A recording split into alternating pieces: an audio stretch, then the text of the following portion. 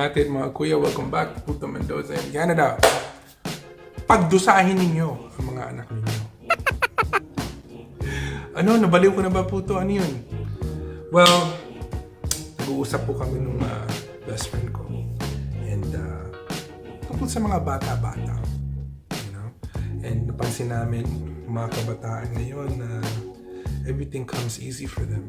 You know? Almost parang wala silang motivation to do anything. Di po katulad nung bata kami growing up in the 80s. You know, we had to work for everything that we have. You know, we had a purpose. We were driven. We had incentive. You know, and it seems like ngayon parang easy pa banjing because medyo mas madali po yung buhay nila. O mas madali talaga yung buhay nila. So, tama po ba pagdusahin niyo yung mga anak niyo para maging matigas sila? Para maging matapang. Okay? So, I'll tell you a story po. Nung years ago, pinadala po namin yung son ko sa Pilipinas. And kasama po niya yung uncle niya. And sabi ko dun sa uncle niya, dalhin mo tong batang to dun sa ghetto. Okay? Take him where he will be exposed to street kids para makita niya kung paano siyang kaswerte, you know, living here dito sa Canada and having all the things that he has, right? So, long story short, tapos yung bakasyon nila, tinanong ko sa kanya, hey, did you learn anything from your trip back home? Sabi niya, yeah, like, you know, Tito Sam took me to a bunch of these places where there's a bunch of homeless people living on the streets. And sabi ko, so how do you feel about that? He goes to me, di kayo maniniwala. Sabi niya sa akin, well, that don't really apply to me because I'm Canadian.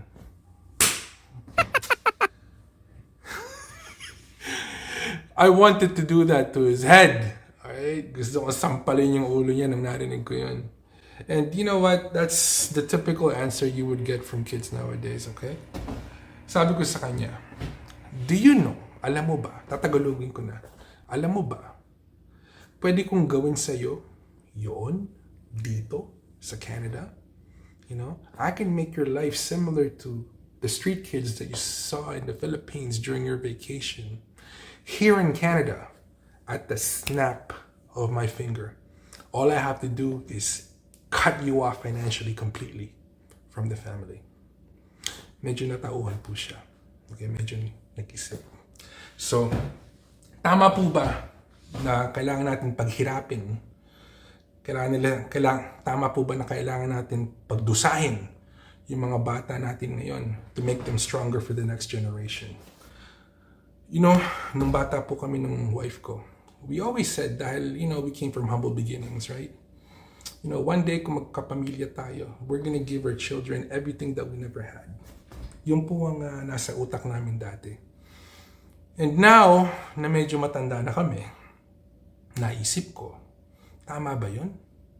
You know, are we doing them a disservice by giving them everything that we never had nung bata kami? Or should we go back and take some notes from how we were brought up? You know, pagtrabahuhin kayo. You know, if you want something, make you work for it. That way you appreciate everything that you have, right? So, which way is the right way po? Kami pang dalawa ni Mrs.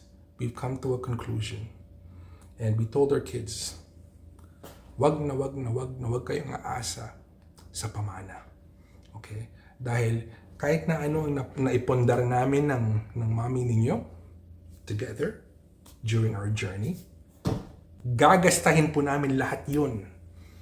Every single penny. Lalaspagin po namin ng wife ko yun. Pa nag-retire kami. Whatever it is na napundar namin. Kung merong natira at the end, then paghatian yung dalawang magkapatid. Okay? Pero wag na wag kayong mag-iisip na one day may mamamana kayo sa amin. Okay? Yun ang nilalagay namin sa utak po nila para pag pag nagising na yung utak nila, naiisip nila, I can't really depend on this. You know, it's not ours. Okay? Napundar nung parents namin yun, hindi kami. So I have to make my own way. I have to earn my own way. So, ano po ba sinasabi ni Puto? Sinasabi ko po ganito. Okay? Wala pong masama to give your children stuff that you never had when you were growing up.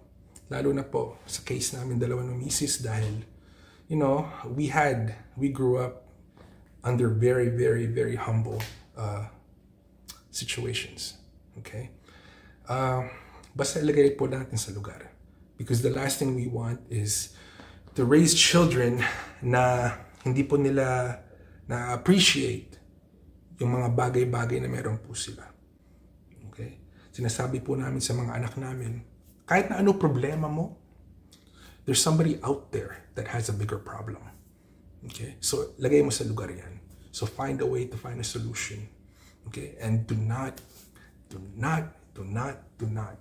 take anything for granted and never, ever, ever, ever act like you're entitled. Okay? Masama po yun. Because obviously we want to see our kids successful, di ba? Like especially us. You know, sa akin po, the greatest gift sa magulang is to wake up one morning and say to yourself in the mirror, honestly, hey, you know what? My kids are financially, emotionally, and spiritually responsible. And pwede ko na silang pakawalan. Okay?